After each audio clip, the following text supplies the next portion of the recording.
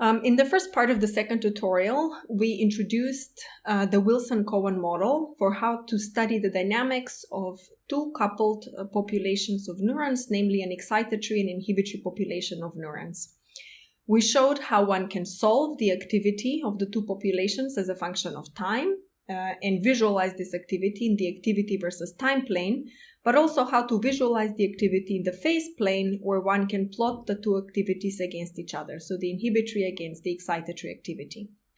Today we're going to continue exploring this Wilson-Cohen model and introduce new concepts such as the concept of Nullclines and vector fields in this two-dimensional dynamical system that denotes the Wilson-Cohen model.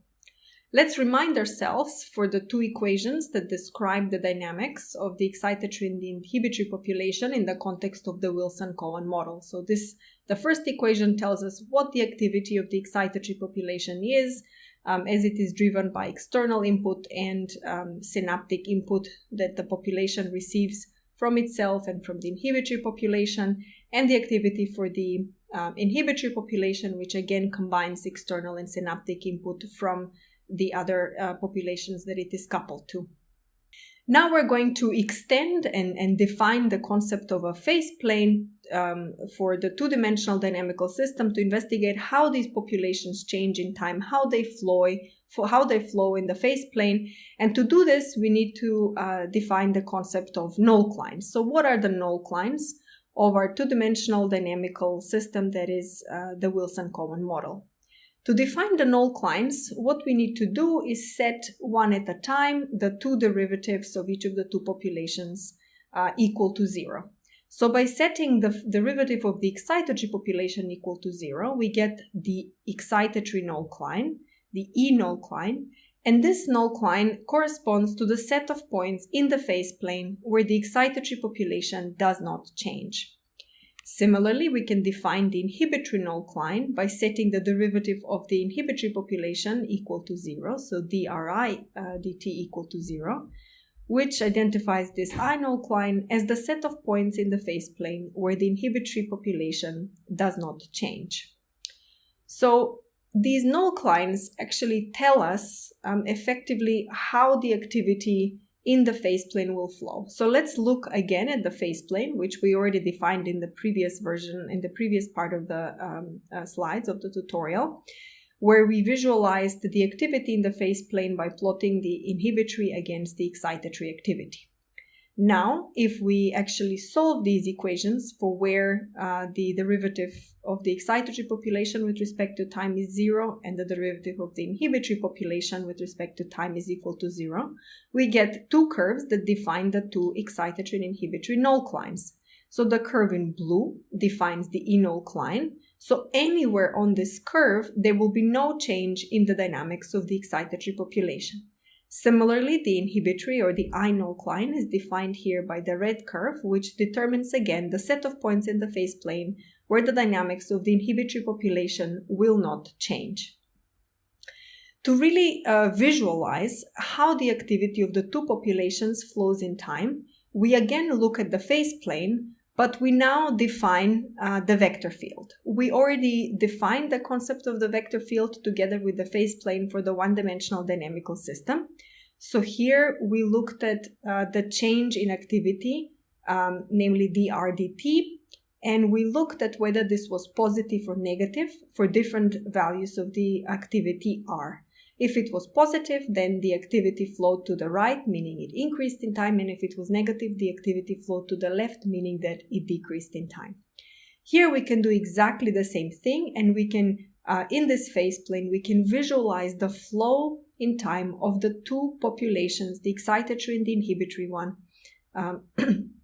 in time by effectively investigating what the flow would be like at each combination of initial conditions, where we pick a value of the excitatory and the inhibitory population and we investigate locally where the flow will point to. So to do this more easily, let's consider an example. So here we take one combination of excitatory and inhibitory population, namely one initial condition where the excitatory population is at 0.6 at time 0 and the inhibitory population is at 0.8. So just like what we did for the one-dimensional dynamical system, let's actually compute for this particular set of excitatory and inhibitory values of the firing rate where the flow will point to in the two directions that we have. So here we no longer just have one direction, but we have two. So we have to evaluate the derivatives of this set of combinations, of this combination of excitatory and inhibitory population of the two derivatives. So the derivative with respect to the excitatory population, the REI dt, in this case is negative. So we draw an arrow, horizontal arrow to the left, a horizontal arrow because the changes in the excitatory population are shown on the x-axis. And we can also look at the change, the derivative of the inhibitory population with respect to time, which is negative. So here we draw an arrow in the vertical direction because the vertical axis, the y-axis here, denotes the inhibitory population. And because the derivative is with respect to the inhibitory population equal to 0, the vertical arrow will point downward. So now if we combine the horizontal and the vertical arrow, we get an arrow that points downward and to the left. And so this defines the direction of flow of the population activities of this particular initial condition, of this particular starting point for the excitatory and the inhibitory population. Now recall that the Nullclines correspond to points in the phase plane where the activity of the two populations does not change, of one of the population does not change. So if we look at the excitatory nullcline, this means that the excitatory activity anywhere on this nullcline will not change. Because the x-axis denotes the excitatory activity, this means that on the blue nullcline, we will not see any arrows that move to the left or to the right. In fact, any horizontal movement will be reduced to 0, and the only movement that we will see across the E nullcline will be vertical. So this is what we have indicated here with the vertical arrows. Sometimes the arrows point downwards, and that's if the derivative with respect to the inhibitory population is negative, or upward if the derivative with respect to the inhibitory population is positive. Similarly, we can look at the inhibitory nullcline, and because of the definition that this corresponds to points in the phase plane where the change in the inhibitory population is equal to 0, this means that we don't see any vertical movement which is reduced to 0 along the vertical direction.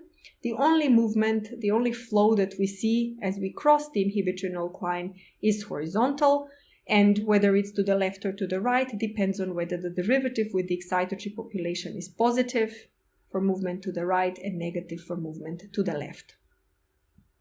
So we now understand how if we take individual points, so individual combinations of excitatory and inhibitory activity, we can generate locally where the flow will be of these two populations as a function of time.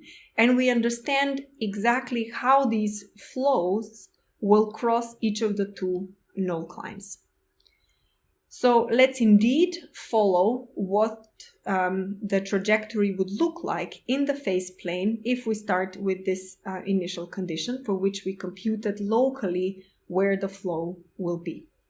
We can follow this trajectory, which is shown here in the magenta, which basically corresponds to computing a local flow at each individual point along this trajectory shown in the magenta. Most of the time, the flow along all the points in the magenta trajectory will be downward and to the left, so towards the 0, 0 point. And indeed, this trajectory ends up converging to a steady state that is located at the origin. So therefore, these little local arrows that we computed by combining the derivatives in the E and in the I direction gives us effectively the tangent of the trajectory at that particular combination or that particular point of excitatory and inhibitory activity, and tells us how fast the activity will change for both populations. So how fast will the flow move? Now we can take a different initial condition than the one we took earlier for the magenta trajectory, which showed us that the activity goes to the 0, 0 fixed point, and look at where that initial condition will go into the phase plane. First, we also remember that in addition to visualize the activity in the phase plane, we can also look at it as a function of time. So indeed, we can look at how the excitatory and the inhibitory population change in time. And as we saw here in the phase plane, they all go to this point of 0, 0. Indeed, that also happens in time.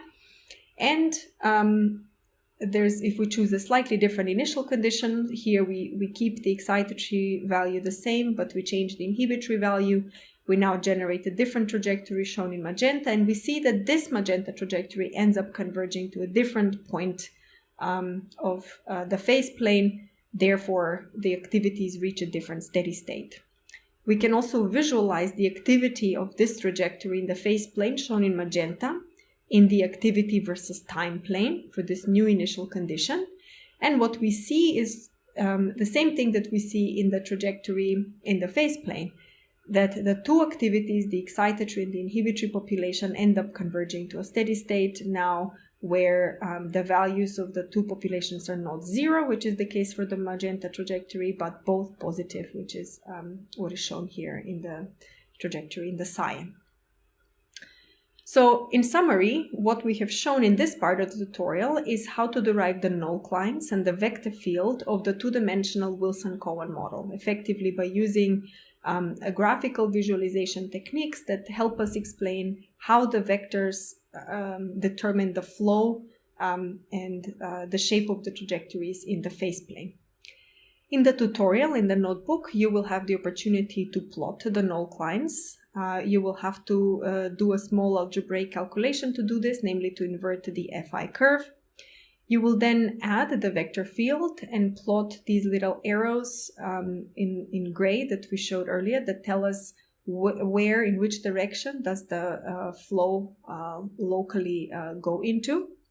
And you will also have the opportunity to visualize the activity versus time in addition to plotting it in the phase plane for different initial conditions.